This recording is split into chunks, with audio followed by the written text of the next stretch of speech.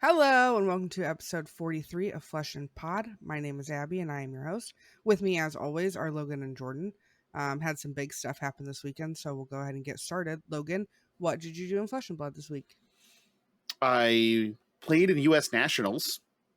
That's a thing I did. I played. I should say I played in day one of U.S. Nationals and participated in day two. But I was also on Fresh and Buds with Tommy Fresh. Maybe you've heard of it. And Good podcast. It's a great podcast. I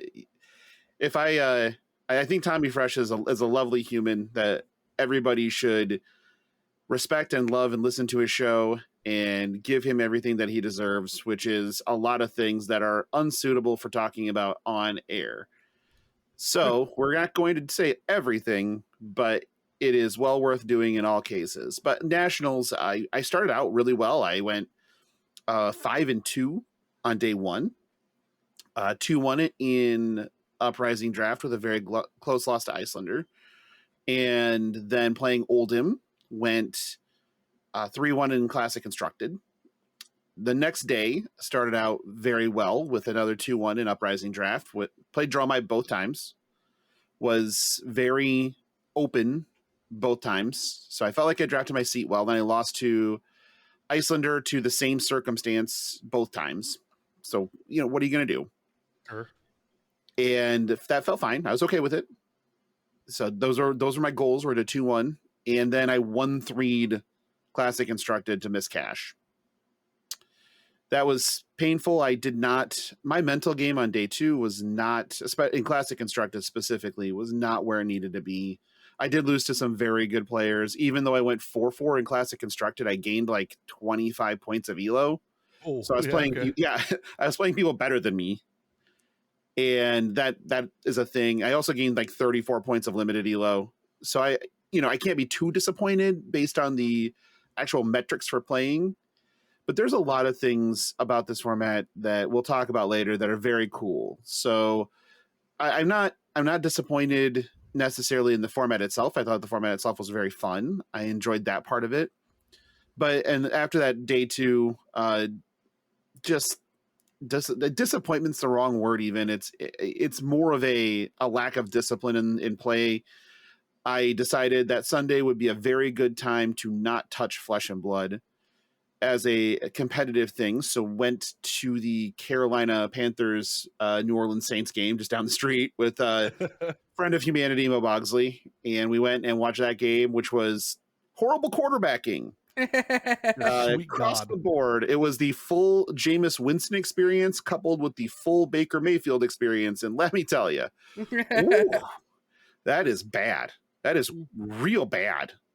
Watching bad decisions like that is like watching Congress on C-SPAN live. It's not good.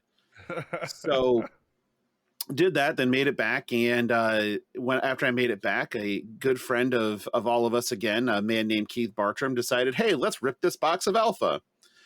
And got a bunch of people together, started ripping this box of alpha. Flake did the classic Flake thing. Flake is greatness adjacent. That is his hallmark. So he takes a pack out of the box and he goes, nah, you open it, and hands it to his buddy Mike sitting next to us or sitting with the group, but hasn't touched a pack yet. And he's like, are you sure? And Flake's like, yeah, open it. So the guy opens it, he starts paging through. He's like, I don't even know what's good. And it's like, oh, that's a pretty good card. That's a pretty good card. And there's a cold foil Heart of Fyendal. And we all just lost our minds because it's not every day you see a $13,000 raw card opened in a pack in front of you. Mm-hmm. Oh my gosh. So, I'll put a link to the tweet that has the reaction video in it for anyone that wants to check it out.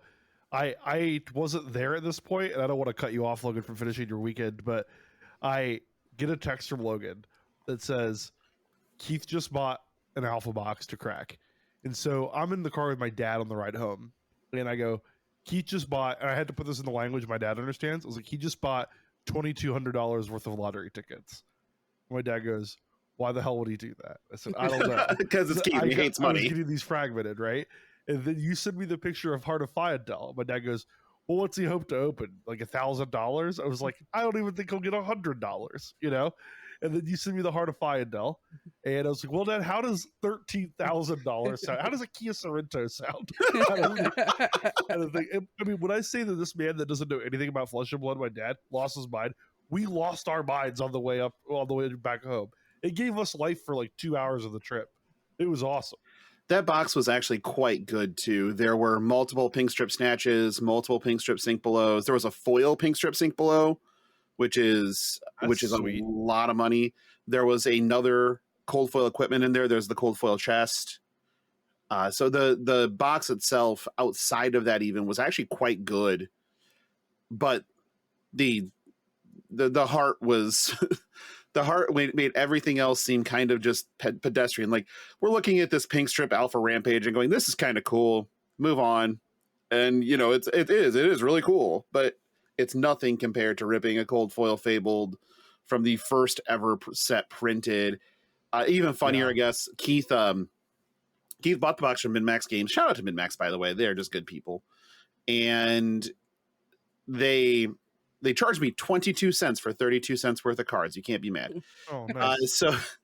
So Keith was buying the box, and you know, they handed him a box and like, oh, that one's not near mint. That one has some dings in it. Let me get you a different box. And Keith's like, nah, I'm going to rip it anyway. It doesn't actually matter. And well, it mattered. So, it was an amazing little bookend to what otherwise was outside of my play. What I felt like my play was a very, very cool trip to see everybody. It really just kind of felt like it's, and this is weird saying because it's U.S. Nationals, right? It's a major tournament. It's a calling, a Battle Hearted, and Nationals, and it felt like it was the prelude to the Realm event, to the Brawl weekend. It didn't feel like people were there thinking, yeah, I'm great at Nationals is awesome. They were, but they were also just talking about, yeah, I cannot wait for the Brawl. Was the general sentiment with everybody I was hanging out with. And I think we got some new converts. Friend of the show now, Rocky Rage, is apparently going to put me through tables at the Brawl weekend now. Here's hoping. Yeah, can't wait. So that we had some great conversations about the business of professional wrestling. I met a bunch of new people that I just didn't know before. And and now since we are officially way more than 30 seconds past the podcast, I can talk about this. We're past the algorithm. And so I just sat there and somebody said something and I just went, I think it was Dagan talking about how his draft deck was awful. And I just went, fuck. And so somebody turns around and goes, oh, hey, Logan. I'm like, all right. At least you have a brand. I have a brand. Yeah.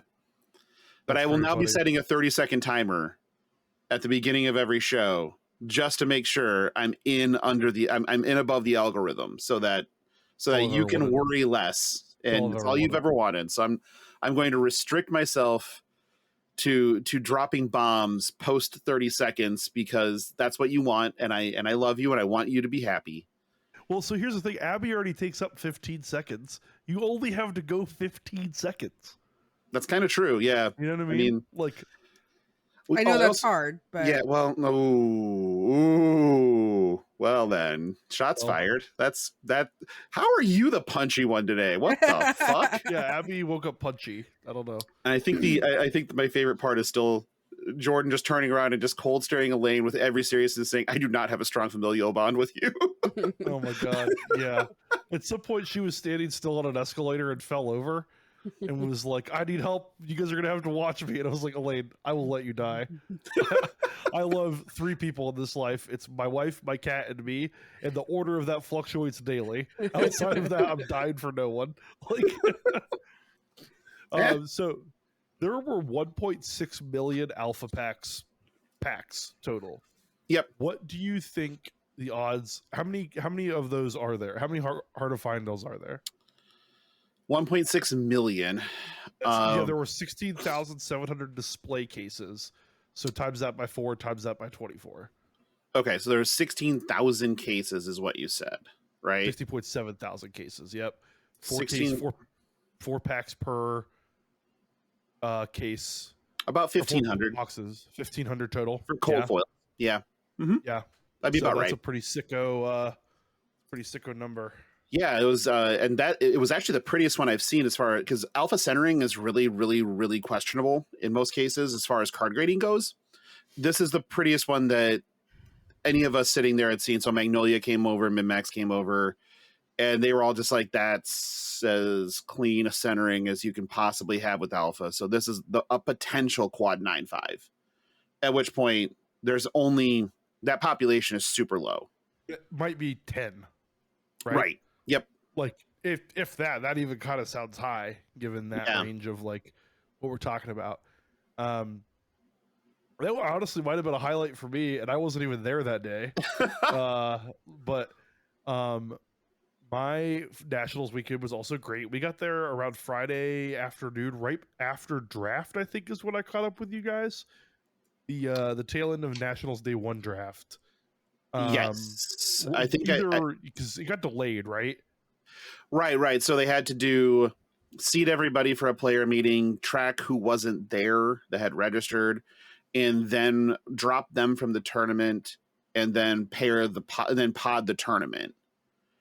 And so that took a while. I think when you got there, I had played one round of CC. Maybe. Okay. Or I was going into my last round of draft, one of the two. Gotcha. Yeah, so I got there about midway day 1 for the Nats. Palled around the venue hall. So I get people that didn't know. I went down with my dad, and it was really funny because there are people that don't know that I go to Charlotte with my dad for card tournaments, and I was like introducing them to friends, and it's an atypical thing, right? And so anyone that saw me that didn't know who the hell my dad was or why the hell he was there, we just go to tournaments in Charlotte together. It's kind of this like decades old tradition now, and he just goes and kind of does his own thing, and then sometimes he comes over to the card hall, and it was pretty fun. He walked around, he met a bunch of people. He met Flake, who was being goofy with a gift we gave him, and then Flake goes away to like do his job, and he goes, "So wait, that's the guy that's like the most like popular commentator in your game, that goofball," or something like that. And it was really funny because he was just like, "That guy's really cool, and he's like a really good commentator too." Hell yeah! Like, so that was cool. Saturday I played the calling, and like you, I felt disappointed. Isn't the way that like, I don't know. I 2-3 dropped from the calling. Played the 2 rounds I won. I feel like I played very well in. The 3 that I lost, I feel like I played objectively just some of the worst Flesh and Blood that I've ever played in. And it was like games were close, and when they're that close, you feel like they're winnable if you had just not played like an idiot the whole time. And so that's a little disheartening towards the excuse me, sorry, coughing like crazy. So when you play that poorly and almost win, it even feels worse because if you just went to play poorly towards the end, you would have been fine. But so I left a little discouraged at a certain point. It ended up not playing anything on Sunday, and actually just elected to like go home instead because I had been feeling kind of like down. Oh, that was the other thing. 12 hours before I left, got a COVID shot and a flu shot. And let me tell you, that was a misplay. That was a misplay. The entire drive down, me and my dad left at 6 a.m. on Friday. I'm like nauseous. I'm like dizzy. I'm kind of just bad, but I don't feel sick. Like I'm not like COVID. So I had taken COVID tests all week before because Abby had a cough, and I kind of was just like, man, like miserable, but no COVID. You know, I'm like guzzling down like vitamin C and Dayquil and NyQuil on cycles, and was like, man, I think I just like misplayed by taking like 2 very heavy like vaccinations right before a long trip, and I was kind of miserable like generally the entire weekend. So we took off Sunday morning. So really only went to Charlotte for like a 36-hour stint. It was a good stint. Yeah, no, and like you said, I really felt it was great to get to see everyone, to get to do dinner with a group of people on Saturday night. Lost $20 more to me. I did lose another bet because, yeah, Typical. I like that I almost like betting with you just because of how entertaining it is for other people. It is, like, yeah. It's a spectator sport at this point. Yeah, they don't believe how degenerate it can get. Right. You know, like we were gambling on which pair of people would get up to go to the restroom first. Yeah. And like Abby laughs because she can totally hear the conversation. you know. Yeah, But you like had everybody else was like, you wait, had Dagan and Pat Smashgood from yep, and I Yep. had Mo Bogsley and friend of the podcast Dagan White. no, And I had Diggin. I had Tommy Fresh. Yep. Tommy. Yep. So Jordan's sitting there and like as Pat's leaning a little bit, Jordan's like nudging me. He's like, I got you this time. I got you this time. And then I look up and Mo just gets up and just starts marching. And I go, fuck you. Pay me, bitch. Oh my God. And Flake's like, what just did Jordan just lose another bet? It was Oh my like God. perfect. No notes. We got And him. now there's a bet on which one of us will win the next bet. Correct. There is a Somebody else has that. Keith thinks you're due against a new friend, Mike, who Yep. opened the Heart of Findle. Yep. So that's the next bet is Keith has Jordan because Jordan's due, which is also an anathema to Mike because he hates that phrase. Right. It's great because we recruited so many people to show up at the Brawl event this weekend that weren't necessarily going to be there before. We're like, oh no, I'm going now. Right. So it's like, yeah, we're spreading Love the that. gospel. Did Yeah. So to recap my tournament thing, between the battle hardened last month in Columbus and then the calling, I am now exactly even on Elo. I gained 16 in Columbus and then lost 16 in Charlotte, so that was kind of funny. It's sort of weird because I guess this is just the way Elo works. I beat people better than me, I guess, and then lost to people worse than me based on the way that I lost Elo, which is pretty interesting to have looked at afterwards. And it makes sense if I feel like I was playing cracked in like the games that I won, then that tracks, I guess. But did Nationals feel small to you? Like not small numbers wise, because I think it was fine numbers wise, but like it felt like a very and this could just be because we're plugged into the national community, but like did it feel homey? Very familiar? I think that's just Flesh and Blood now.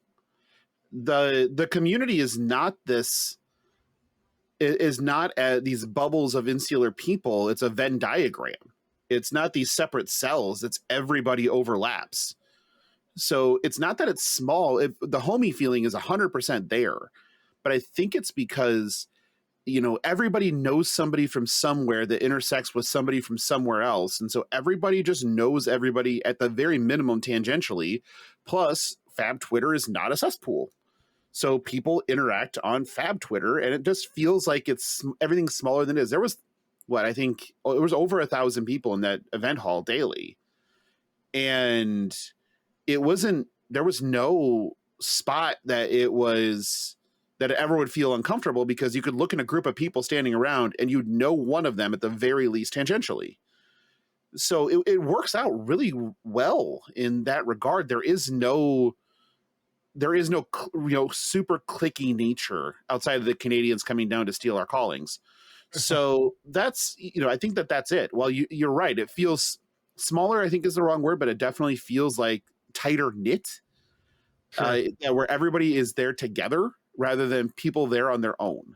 It's very different from how Magic felt. It felt like you went into a Magic event, you were with your people, and that was about it. Like maybe a couple people here and there, but you don't interact with other groups because they don't have time for you. And in here, it's not that at all. It's the exact opposite. Everybody has time for everybody. Yeah.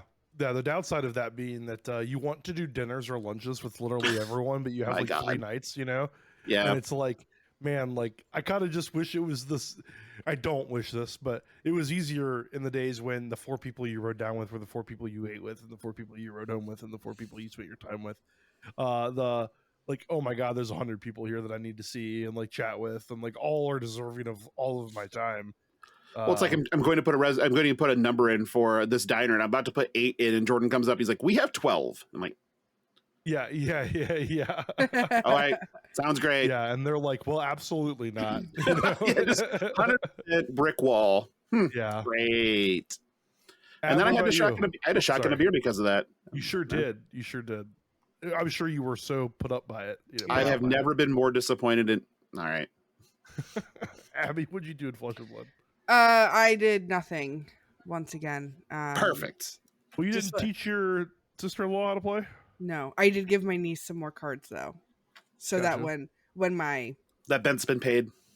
so I had cards to give to my brother, so I get them out, and she runs over and starts trying to take the cards. So we had to get her cards out because she has her own set that she's allowed to play with. But no, I did not go to nationals. I did not do anything. I had a long weekend away with my family, and it was wonderful. And I have loved hearing all about the weekend that everyone had, and kind of seeing what's happened. But I had a very good time away with my family. Also, to be clear to everybody, Jordan and I are not getting divorced. I know that was brought up Hold at on. nationals. Oh, you didn't hear it? Oh, wait. Yeah. Okay. Yep. Yeah. Yep. So we're sitting there, me, my dad, Logan, Flake, somebody else. We're just sitting there chatting. DM Armada. It was Steven was there and somebody else was there as well. I don't know. It might Okay. have been Mike at this point. But Might have been. So we're all sitting there chatting, and Flake goes, "Hey, where's Abby? Was she around playing a side of it or something?" And I said, "Oh no, she didn't come this weekend." And Flake goes, "Divorce her." And I went, "What? No, we're not getting a divorce. She's just like doing stuff with her family this weekend." He goes, "No, divorce her." And I went, "What?" And he's like, "Just divorce her." I was like, I mean, this seems like a very severe overreaction, but like, all right, like, I guess. yeah. So we are not getting a divorce. No, Flake, sorry, Flake. Sorry to disappoint. sorry, buddy. This will probably be the one show he doesn't listen to anyways, so it's fine. That's right. That's right. I heard he does not listen to the show. All right. So we had 15 national tournaments this weekend? That sound right? No. 10? I think it was 7. I can't remember for sure, but yes. We had 15. Was it 15? Oh, damn. Okay. Okay. Yeah. See? Okay. Rude. Counting's for That losers, sounds like a lot. right? Yeah. There are a lot of countries in the world if you didn't know. How many Who are would there? have guessed? 106? I want to say it's like 286. There's way 195. more than there's way 195 more or than wrong. 100. What? I don't know. I'm just 193 that are in guessing. the United Nations, and then 2 observer states. No, all right. Either way, there are a lot of countries in the world, so having 15 sounds fine. Yes. So we will link the snapshot article that Flesh and Blood put out that has the top 8 across the each national this weekend. But we had 15 heroes represented in all of the top 8s? 15 of the 16 heroes, and the one miss is not the one you'd think it is. Yeah, this was crazy. I did this to Dagan on the train because I realized that there had been 15 of 16 heroes. So we were at the airport tramming back and forth. And I'm like, okay, so there are 15 out of 16 heroes represented, possible heroes, adult heroes. There were actually 16 heroes represented because Prism? But Young Prism? I don't remember. That might not have top 8'd, but they did have an insane run They in had New an Zealand. insane run. They did not top 8. Okay. Yeah. So 15 of 16 adult heroes, and I'm like, you probably can't guess who the last one is. He's like, well, obviously Azalea, and I'm like, that's actually not the right answer. He's like, Levia? I'm like, nope, not Try Levia. again. Got there. He's just like, what the hell? And he's just like racking his brain. He's like, I can't even think of it. I'm like, Katsu. And he's like, I'm sad now because that's like his hero really is Katsu. And it's just like there's no point in playing Katsu because it's just worse Fi. So you don't play it at all. Combo lines don't deal as much damage as just Fi does by playing its cards. Okay? That's crazy to think about, actually. Yeah, it's batshit. So, all right. So Katsu was the one left on the bench. Everybody else got in for a top 8 at least. However, the Azalea bounty is still out there and will be for some time to come. Wah, wah. Womp womp. But still, 15 of 16. You're going to hear people talk to you about how an open meta is bad. Those people are wrong. corporate shills. Delete And their wrong. accounts, ban. awful. Straight to jail. Straight to jail. To jail. Straight to jail. Straight to jail. The French had it right. We get guillotines for these people. That's right. I love a format where you could play literally any hero you want to the top of your national championship. Yeah, I love it. It's bad for planning, like if you want to like really target down on a hero, but guess what, babe? I don't care. You know, like the bigger metas are going to have homogenization anyway, right? Like you'll have targeting for those. It's just, you know, when you're walking into the smaller ones, like example, if we had a ProQuest season with this metagame, which I fucking wish we did, but if we had a ProQuest season with this metagame, it would be way interesting because you'd get like what 30 to 100 person events where you could have Dorinthia just running roughshod because nobody came prepared for it, and it doesn't get sunk by its one bad matchup because it's represented in the room at a higher rate. So that would be a lot of fun with this particular metagame right now. Completely agree. And just as a quick note, because we should mention it, Michael Hamilton wins the U.S. National Championship with Icelander.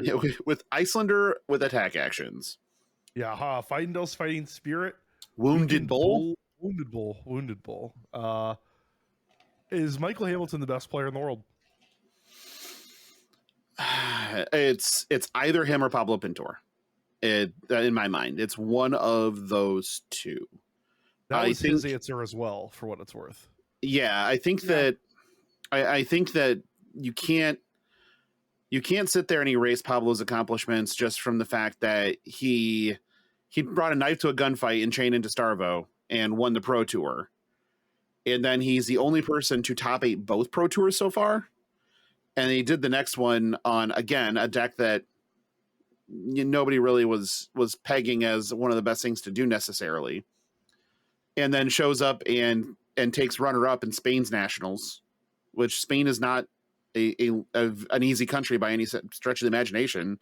So him losing in the finals of it is, makes sense. It does. I don't think that's a black mark on the record or anything. I think that that's totally reasonable. And I do believe he is. I do believe that he's in the conversation along with Michael Hamilton and Tarek Patel. I believe that is your 3. You have Tarek 2 belts, and what he's been able to do in sort of those broken down meta games. You have a guy that's won 2 callings, a battle hardened, taken second in another battle hardened, and won U.S. Nationals. That's 5 PTIs. That 5 floating out there. He hasn't played an event where he's needed to spend 1, by the way.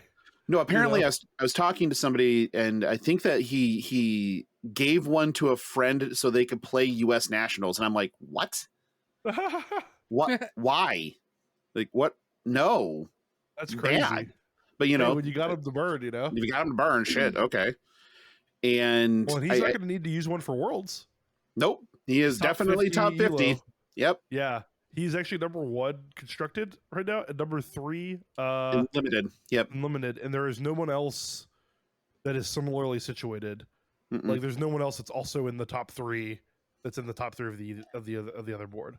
Yep. So and he is double queued with PTIs floating. All right. Yeah. Kind of hard to argue. That part's nuts to me. 4 PTIs in his pocket that he hasn't had to use all year.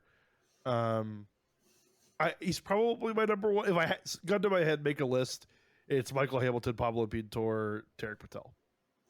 I would love to have the Pablo Michael Hamilton money match going on in front of me. Yep. I think that's what I want. Keith, Michael Hamilton, Pablo Pintor money match. We need to make it happen. Keith. Okay. Maybe he listens to that. Great. So, but I don't know even what you would do to prove that. You'd have a money match. You'd pick some bands decks of Yep. Each player play one. You can't just play one for. Nope. It's bring 3, ban 1, or bring 4, ban 1. Pick between the other 3 in a best 2 or 3. I would assume. Like, Yeah. I think that makes sense. And then if those are our top 3 and we have a different world champion, we could have a 4-way going. Which, speaking of 4-ways, Jordan, yeah. Well, everybody only gets the 3-way. The 4-way, you have to pay for your own. I have to pay for my own 4-way upgrade. Yeah. Oh, Where could God. you get a 3-way or a 4-way, Abby? God, hopefully not here. Well, we already know Flake's in your bed, so whatever. Yeah. Listen. So with everything that happened at Nationals, nobody is going to hit Living Legend before Worlds. So is the meta going to stay the same, or are they going to do any bans? Because they have one, next week? Yeah, I think it's foolish. I don't think you touch it. You can maybe make some changes to Blitz if you want to. If you want to get rid of like Channel Lake Frigid or something just to loosen up Oldhim and Icelander, I think that's fine if you feel like you need to do that. But because Icelander, I think it really does feel like the best deck to me whenever I play Blitz. But otherwise, don't touch. I am disappointed. I don't give a shit about Briar being around. Briar doesn't offend me. Rosetta Thorn offends me. So I'm very sad that Rosetta Thorn lived to see another day. I don't give a fuck about Briar. Fuck Rosetta Thorn. That's how I feel about that. That would be a massive metagame shift. Monstrous. I think it would be very fun to watch. I would not want to test for it. No. But you're right. October 3rd, we do have a B&R announcement. How close did Briar get? Briar got to 982, I believe. Oh. Yeah, it's close. It was dead with a win at the United States. But yeah, 922. Excuse me, 922. So, but That's still pretty close. Dead with US. Dead with US Nats. The next closest is Viserai at 452. Oh yeah, Oldhim at 448. So we're gonna be out of the season of LL for a little bit. We are.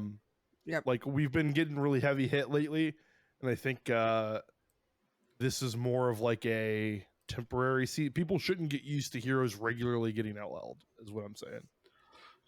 No, unless there's another Starvo type of mistake, we're going to be chilling on it for a bit. Yeah, which I think is good. Hopefully that means they'll release the LL format with the 4 heroes when we eventually get Briar, which I think is everybody's anticipation. I think so. And this winter would be a good time to do that. There's not a whole lot going on in October or November, really, after Dynasty comes out. So, quick question. Do you think with the LL format that classic constructed heroes should also be legal in the LL format? I'm sorry, say your question again, because my brain spun trying to parse it. Do you think that all heroes should be legal in the Living Legend format, regardless if they've Living Legend out yet? Oh, interesting. Kind of like Legacy and Magic, you can play non-Legacy legal cards. You can play standard and modern legal cards. Very interesting. In a Legacy event, because it's top down, right? And it's just an unbanned format, basically. Yeah. No. If only because I don't think we'll see any innovation amongst the heroes from when they were in standard that way then. Like, if that makes any sense. If we're just going to do an unbanned thing, like Ball Lightning Briar gets really interesting, but then like Icelander into Ball Lightning Briar, like I don't know if I want to see that just yet. I want to kind of see Ball Lightning Briar go nuts against Chain and Prism and Starvo. And maybe what I'm saying, maybe my reason actually doesn't line up with any reason to not do it. Maybe it should be. I don't know. I can't really think of a good reason now this year and talk about it to not. Other than no, but that's an interesting question. Yeah, I was thinking like, some of these decks maybe take advantage of cards like Plunder Run. Fi taking advantage of Plunder Run. Maybe that makes Fi be able to play with those decks. Or something along those lines. Is that what you want out of the Living Legend format? I don't know. That's why I asked the question. Yeah. Quite honestly. My first inclination is no. But, like, again, I don't know if I could defend it because right a second ago when I tried to do it, it was nonsense. So, Like, I don't know if I could defend that other than in my head, I've never thought of that question before. So I want to reject the possibility that it exists as a question. Okay. But that's a nonsense reason to like say no to something. So I think I like the idea of, hey, you get to play ball with the big boys when you become a big boy. But at the same time, like, that doesn't have any value by itself. So, No. like, why not let Phi have access to Plunder Run, let Briar have its ball lightnings, and just like go bananas? And hey, if you're really that big of a big boy, you can figure it out. Right. And it's just like this unbanned format. If that were the case, if they were going to do that, though, we'd see it already. I don't think they'd be waiting. You're probably right. And I would assume that conversation is that we're waiting to, and this is the format. And then you have the format that rotates out and then a format that rotates in. And so you kind of have fresh meta games that develop on their own. Yep. So I think that that's the argument for it. For them to just play Living Legend format is just Living Legend. But it's interesting to think, is there another format out there where it's more of an in-between where, yes, you can play anything you want to, including everything, any hero or whatever. That one gets more stale quicker than I think Classic Constructed or the original Living Legend idea, only because like once you find the best hero, I think you quickly devolve into a 3-deck meta with that one. But that's not necessarily bad either. It'd be really cool to play Plunder Runs and Plunder Runs in your Phi lists or Ball Lightnings in your Briars again. Yeah. So, and even if a format exists but isn't super popular, it existing is probably better than it not, right? So, yeah, interesting. I didn't really think about that before, but that'd be kind of fun to explore. There we go. And then as a reminder, we are under a month away now? Yes, we are officially under a month away. So we have the Brawl / Battle Hardened here in Columbus, October 21st through the 23rd. 21st is a Super Armory with a full Armory kit being given away. 22nd is the 10K Classic Constructed Battle Hardened event. There will be a cosplay contest, win a VIP Ultimate Pit Fight, win a VIP Blitz, and then side events. And then Sunday is day 2 of the Battle Hardened and the 2K Team Sealed. And Saturday, I hear there's a party. Saturday, I hear there's a party. And somebody's going to that party for free. That's right. I am. I'm going for free. Well, I'm also going for Abby. Are you going for free? I don't know. Am I? Abby's like, you guys going to for free? Yeah, I'll be there. Okay. Jordan, you know who else is going for free? I do know who's going for free. You do know who's going for free. Dagan White. Actually, Dagan is going for free. So you know who else, though? Somebody else is going for free. Keith and Jacob Bartram are going for free. Actually, no, they're not going for free. No, they certainly are not going for free. They are incinerating money. They are not going for free. Rody Berg is going for free. Yes, he is. We will post that video for that submission in our Discord and on Twitter. You may die laughing. It was amazing. You probably need to have an SOS on standby to come and revive you. It is quite possibly one of the funniest things I've ever listened to and watched in my life. I watched in horror, and then I laughed uncontrollably. Right. Tears in eyes. It was so good. Get the man's gem ID, Logan, and we'll get it off to... We'll get it off to people, and it was good. You'll love it when you see it. The production value is incredible. It's exactly what it needed to be. Yes. So it was chef's kiss. Yep. Yes. And also because we are a podcast of the people, and we give the people what they want. Yep. We have another speakeasy ticket. It's not a VIP ticket, so apologies. But we do have another one to give away that we'd like to give away to the runner-up of the contest, with also a very funny video Who is that, Jordan? John Patty. John Patty. John John Padovich. Patty. You are also going to the Speakeasy for free, courtesy of Keith and Jacob Bartram at the Realm and Flesh and Pod. So congrats guys. Well earned on both ends. Everybody that submitted a video that entered, thank you very much. I do feel bad for anybody that decided to step up to the absolute legend that is Rody Berg, but that man is something else. You'll watch the video and you'll understand. I've seen that man order a hamburger, and there was nothing you could do. There was nothing anyone could do to beat him. He'll do whatever it takes. He'll drown himself in sauces. So let me tell you my favorite Rody Berg story. When you win a contest here, you get a favorite story told about you. Okay? Oh shit! All right. If you win a contest on Flesh and Pod, you get a favorite story told about you. Rody Berg. I meet this man 20 minutes before we go out to dinner. He's like, "Hey, I'm Rody. I listen to your podcast. I'm friends with Logan." I'm like, "All right, cool.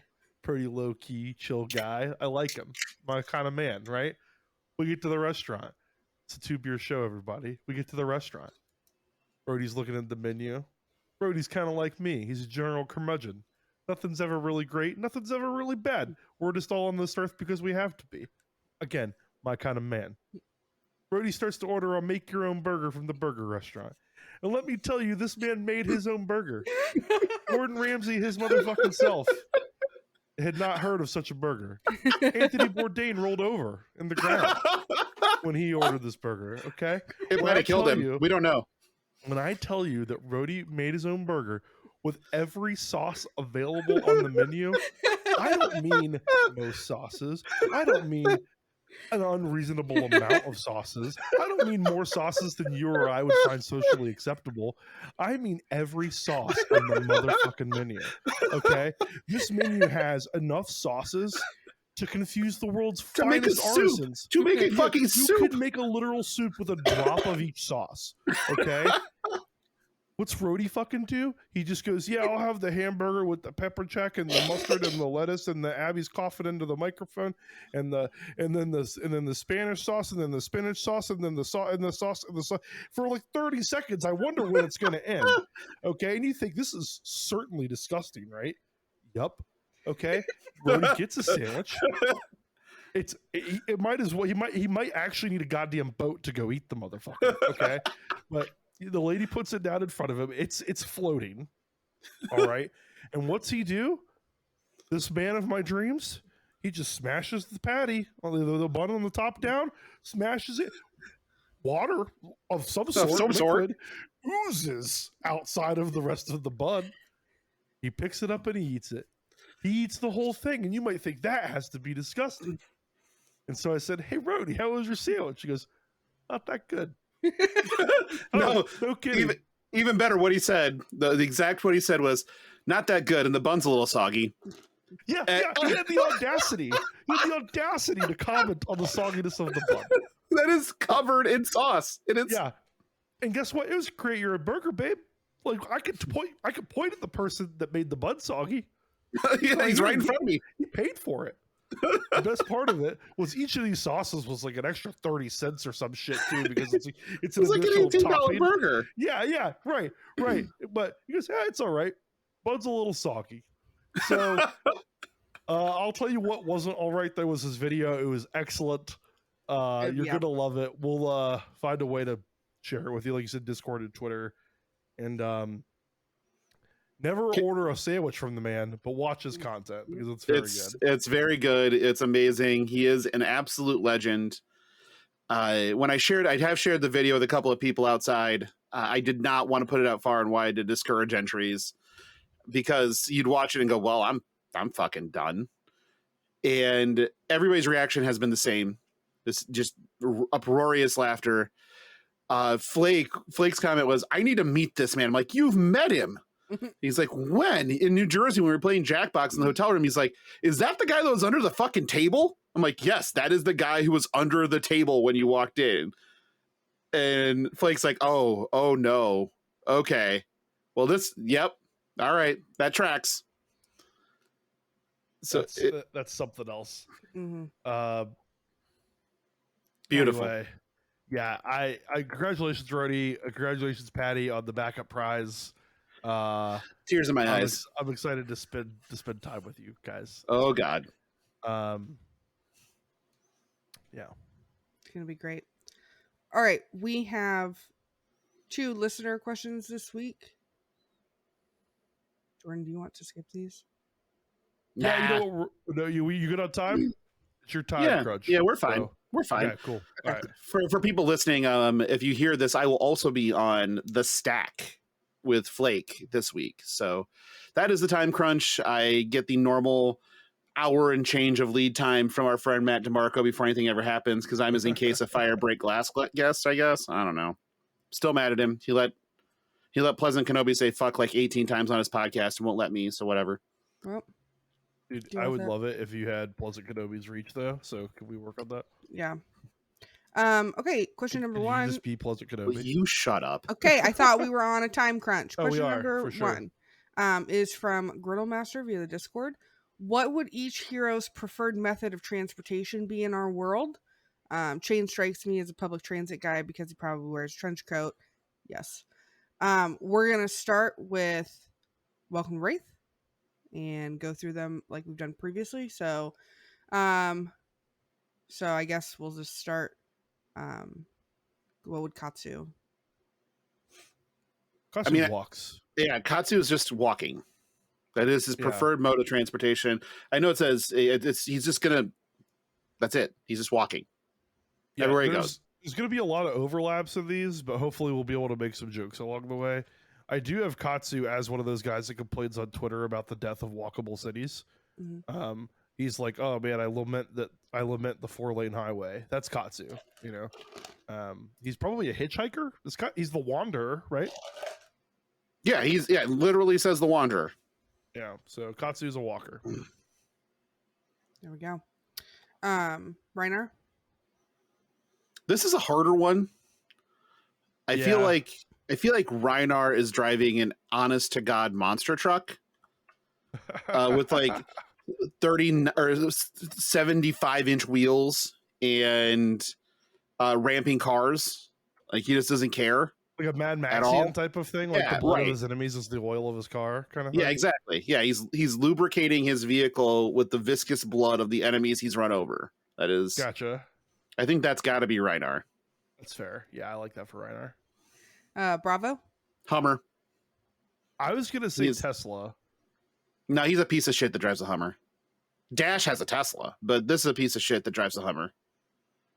I had Dash as like the bus user though that like plays her own music out of her headphone, out of the phone speaker. That's got to be Prism. She's obnoxious. Prism's too otherly to take the Prism's private jet. No, Dorinthia is a private Shiana's... jet. Oh no, okay, sorry. Shiana's 100% a private jet. Yeah, that's a good one, Shiana. Yeah. All right, so Bravo with a Hummer. Yeah, Homeboy's a loud, Hummer. Obnoxious vehicle. Okay, I can get behind that. Yeah, I was thinking of like the Rainier Wolfcast on The Simpsons. It's like, what kind of mileage do they get? 1 highway, 0 city. I think that's the one. And then awesome. Dory. Dory strikes me as a horse. Yeah, just like that is sort of her character, right? Yeah, like Daddy bought her a horse when she was 4 that she's been brushing every day and takes great care of it. And then that's her mode of transportation is this horse. Yeah. She looks like a horse person. She's a horse girl. Yeah. Oh, yeah. Mm-hmm. All those like novels that you see as a kid growing up about like thoroughbreds and shit, the YA novels or whatever, they're just about Dory growing up. There we go. That's it. There we go. Question number 2 is from May. What American sports team would each hero be a diehard fan for? We're going to do this the same way. Start with Welcome to Wraith. I have not thought about this one at all. I'm not prepared. I like that they had to specify American sports teams so that we don't make obscure like cricketing or like F1 references, which is a very fair thing. I was going to say Reiner is a Dallas Cowboys fan. Why? Wait, no, sorry. Bravo is a Dallas Cowboys fan. My bad. Bravo. I had Bravo as the St. Louis Cardinals fan, but they're the same fan base. Like they're the Right, same shitty right. people. So Right. it's totally reasonable. I That's had because I had Dorinthia as the Cowboys fan Okay. because they're just sure. both kind of obnoxious and up their own ass. I mean, that's Cardinals and I could Cowboys see fans, Dorothea right? kind of being like a Yankees fan. Like she's like, I'm a fan Sure. of the history Yes. of the game. You know, it's like Yeah. shut up. Shut up. Isn't that Prism like literal librarian? I actually had Prism as a Reds fan. Like, cut it. Like the history of the game really matters. She's out there looking for that Epirixie card. No, She's deep in the annals of baseball history. the anals. Yeah. Hey, it's 2022, babe. All right. Any rate, so we've got Dory on the Cowboys and Bravo as a St. Louis Cardinals fan because again, equally shitty fan bases of obnoxious humans. Yep. I think that Katsu would be a very like a Tampa Bay Rays fan type of thing. Sure. Like, doesn't really get in anybody's way. You know? Yeah, it's all about the combo, finding the edge. You know, the best way to defeat your enemy. Favorite type of movie's thing. Moneyball. Yeah. Favorite movie's Moneyball. Yeah, absolutely true. I think that would be your Katsu. Reinar's a bit more difficult. I had him as a Raiders fan. So Or like an Raiders is Oakland Raiders fan. yeah, that's what I was like. He is specifically a fan of the 1985 Bears, but does not realize that it's not 1985. Sure. Which is just describing a Bears fan, honestly. Like that's every Bears fan. They all think it's still 1985 every year. And Reinar would have been the Browns fans throwing bottles on the field. Like Reinar is rowdy, right? so yes, so he is. I think that like as it's hard because if you're looking for an identity, then I think it's like that, like where the Bears, the Browns throwing bottles, the Raiders. If we're talking about like a fan of a team due to rowdiness, he's a Bills fan.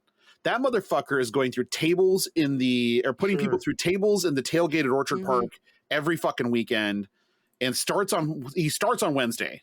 Like he's starting on Wednesday. That's when the tailgate starts. That's when people go through the tables. Starts on Wednesday. So I think that is how it works with Reinar. It's kind of hard because, like I said, there's an identity piece, and then there's an identity piece of the puzzle, and then there's a what would they identify with part of the puzzle.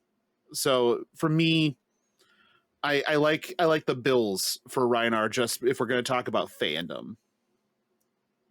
That's fair. There we go. I respect that. Bills Mafia are batshit crazy. Yeah, they are. They But really I love are. it. I love it. All right, and then question number 3 is from Teague. It's a bonus question. Has Abby found the cards yet? I have not. They're right fucking there. I don't She was know. literally It's so down here weird. the other day too. It's just like I've never been in our basement. I don't even know what it looks like. you're on video. They're right over my right shoulder. Yeah, but I They can't see it are. because my microphone's in the way of your face. So That also just doesn't look Weird. like enough cards. Like So the binders on the top are like the set completed stuff, and then there's a shelf that you can see here that are like bulk boxes. There's another shelf that has bulk boxes as well, and then that middle shelf that looks like it has deck boxes on it is like there's not a lot there. The All cube right. is there. That's about it. Yeah, I don't All right. have a ton of extra cards actually. I gave a lot of it away, fortunately. I've tried. And Yeah. we've bulked up so many people, and I still have just boxes of bulk that I sit on. I've stopped pulling commons and rare. I don't pull commons and rares for most sets out of binders. I just pull them out of bulk boxes From the because I bulk know box, that they're in yeah. there. Yeah. Yeah. That way I don't have to put them back. My brother-in-law, his friend that recently got into it, I gave them a bunch of stuff, and then he sent me a list and goes, "Hey, I need these cards for my cube. Do you have any?" So I sent him a bunch of cube cards as well. So You made another cube person. Yep. Yes. I'm making cube converts. Actually, we're gonna be a list of people that own cubes but never play them. It's kind of gonna be our calling card. So you're gonna be like, it's It's gonna be like one of those like car shows that happen in a Hooters parking lot, except for it's gonna be fucking people just taking their cubes and sitting at table 42069 at an event and opening up the box like people do their hoods on their cars and be like, hey, check it out, baby, full fabled in this one. Like, you guys are fucking ridiculous. That's really too close for my comfort level. Like I honestly talked about taking it to port the other day because, like, you know, I don't ever fucking use it, but at the same time, it's not hurting anything sitting there. Well, we also want a cube when we come up for the Brawl weekend, so I will have it ready for the Brawl weekend. So yeah, God, fucking cubing sounds great. We'll have it updated for the Brawl weekend. So fantastic. There we go. Yep. There we go. But yes, to answer the question, no, I have not. So all right. Let's do the our Patreon shout out. So anybody that is an executive producer and up. So we have May, Alexander, Philip, Taylor, Ed, Josh, Kenny, Nick, Ricky, Teague, Ben, Corey, Alan, and Michael. If you are interested, if you go to patreon.com/fleshandpod, we have 4 tiers and all of the information is available for you to review. As always, you can find us on Twitter at FleshPod. You can join our Discord. The link will be in the show notes. You can give us a 5-star review on Apple or Spotify. You can like and subscribe on YouTube. You can shoot us an email at fleshandpod@gmail.com. My personal Twitter is at AbbyD83. I had a rough couple weeks, but things are better now. And I had some time away from work. So, you know, the railroad didn't strike. So we're on the up and up. And so maybe there will be more tweets coming your way. Who could be sure? Logan? You can find me on the Twitterverse at Logan Peterson, where I'll be tweeting about football and flesh and blood. Honestly, and this is weird because normally when we hit sports gambling season, sports gambling takes over my entire Twitter feed. And since discovering Flesh and Blood, God damn it, Flesh and Blood, you know, I did that on Tommy's show too, where I'm like, yeah, you know, we have Fresh and Pod. I'm like, God, fuck, that's not it. That's the crossover. And that's the crossover episode. And so the BoJack Horseman reference, but when we do that, like, I've been tweeting about Flesh and Blood way more than anything else for the last year. So I think that'll probably stay the same. I'm not going to speak to it. There is a Mo Bogsley involved sometimes, and then that's when gambling happens. And then there's a Mike that happens who also is a degenerate gambler. So you never know when the degenerate gambling is going to spike up, but it will happen. You can also find me on Discord. Anybody that shares a server with me can DM me. My DMs are also open on Twitter. So don't abuse that, though, because I don't want to have to lock them down again. I get these spam messages about how to make, you know, money from home by selling my feet nudes or whatever, and I'm not interested exactly. But there's a consideration there. However, but you can find me on either of those platforms readily accessible. I do respond pretty quickly. So just hit me up if you have anything to say. If you want to tell me that you love our show, if you want to tell me that I curse too much, if you want to tell me that you love my eyelashes, please do so. Jordan? Yeah, you can find me on Twitter at I'm Jerman, tweeting the same thing. A lot of Flesh and Blood. Sports and politics are also the other mainstay features on there. Also random trains of thought. So if you just kind of want to come over and hang out, that's a good place to get a hold of me. Same thing with Logan. DMs are open on Discord to anyone that I share a server with. The Flesh and Pod Discord is the first place I check when I open my phone for the most part. So that's a great little hub, like Abby mentioned, to jump on in and chat with us about anything going on. We have channels in there for a wide variety of interests, not just Fab or sports, but, you know, a whole bunch of other stuff too. So Pickles. Existential Dread. I have that one muted, the Pickles one. So do I. I forgot. I went to the world's largest Christmas store yesterday with my family, which is in Michigan. It's amazing. And I got 2 ornaments for myself.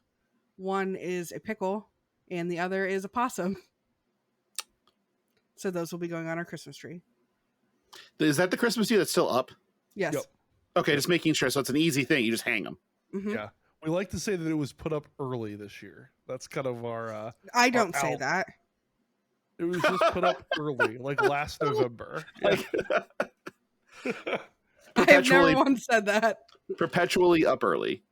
Yeah.